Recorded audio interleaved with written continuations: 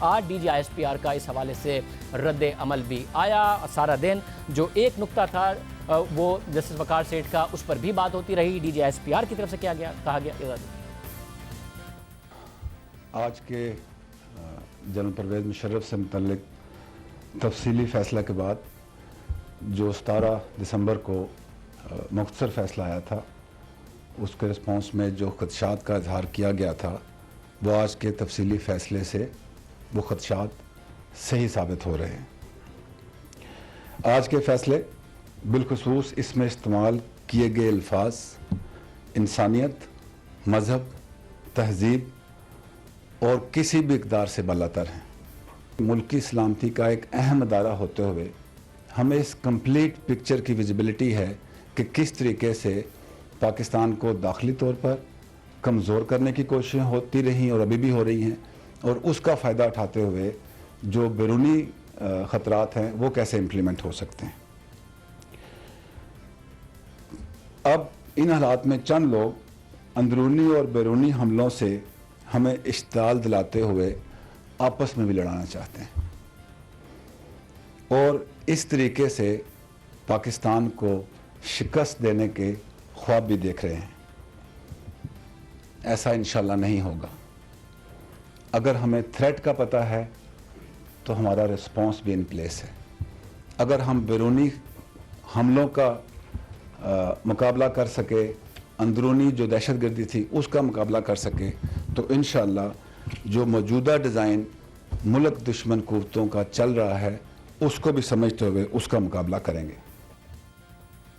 اس کے علاوہ D G S P R نے مزید بات کی. انہوں نے کہا کہ ہم ملک کا دفاع کرنا بھی جانتے ہیں، ہمارے ادارے کی عزت اور وقار کا دفاع بھی بہت اچھی طرح جانتے ہیں، لیکن ہمارے لیے ملک پہلے ہے اور ادارہ بعد میں. آرمی چیف کی وزیر اعظم سے تفصیلی بات چیت ہوئی ہے، یہ بھی ان کی طرف سے کہا گیا، اور کہا گیا کہ حکومتی ٹیم اس فیصلوں سے آگاہ کرے گی جو ان دونوں کی بات چیت میں ہوئے ہیں. پھر حکومتی ٹیم میڈیا پر آئی، انہوں نے پریس کانفرنس کی اور ایک ایک کر کے فیصلے بھی بتائے. فردوس عاشقوان صاحبہ، فروغ نسیم صاحب، اس کے علاوہ شہزاد اکبر صاحب میڈیا پر آ کر بات کرنے لگے. فردوس عاشقوان نے کہا کہ پاکستان کو عدم استحکام کا شکار کرنے کے لیے کچھ بیرونی قوتیں سازش کر رہی ہیں.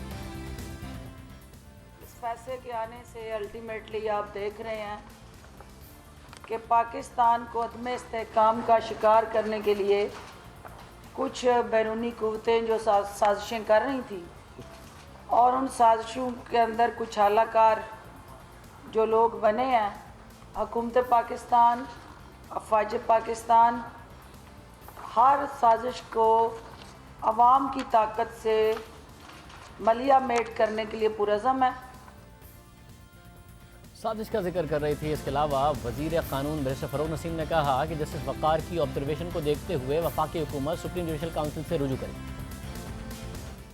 فیڈرل گورنمنٹ نے یہ ڈیسائیڈ کیا ہے کہ جسٹس وقار احمد سیٹھ کی آبزرویشنز کو دیکھتے ہوئے federal government supreme judicial council کو رجوع کرے گی، اور استدعا ہماری یہ ہے کہ ایسے جج صاحب کو پاکستان کی کسی ہائی کورٹ یا سپریم کورٹ کا جج ہونے کا کوئی اختیار نہیں ہے.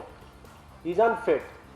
ہماری درخواست یہ ہے کہ کیونکہ انہوں نے یہ ثابت کر دیا ہے اس قسم کی آبزرویشنز دے کے کہ یہ مینٹلی انفٹ ہیں، انکمپٹنٹ ہے، ان کو فل فور کام سے روک دیا جائے. This is an attempt to take Pakistan into the dark ages. مطلب یہ وہ معذرت کے ساتھ یہ مینٹل کیپیسٹی از لیکنگ، اور اسی لیے ایک بڑے ڈیلیبریشن کے بعد دیکھیں ایک جنرل پرنسپل یہ ہے، اور ہر آدمی یہ کہتا ہے کہ اگر کسی ججمنٹ میں وہ غلطی ہو وہ اپیل میں ٹھیک ہوتا ہے، اور جنرلی اسپیکنگ ججمنٹ جو ہے اس پہ سپریم جوڈیشل کونسل نہیں جایا جاتا. لیکن جو یہ انکمپٹنس اور مینٹل کیپیسٹی کی جو بات ہے تو اس کی بات، اس کا پیرایہ الگ ہے. 3 دن تک اس کو پبلک ہینگنگ دی جائے ڈائریکٹ.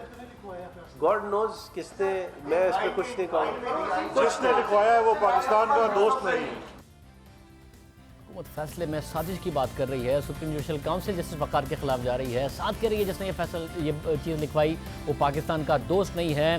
کیا وجہ ہے؟ اتنا سخت رد عمل ہے. D G S P R کی طرف سے ایک بہت ہی احتیاط کے ساتھ اور بہت ہی اچھے انداز میں ایک پریس کانفرنس کی گئی، ادارے کے تحفظات بتائے گئے، حکومت کی طرف سے بہت ہی نظر آیا کہ جو اقدامات ہیں اور جج صاحب کے حوالے سے بہت سخت شدید تنقید کی گئی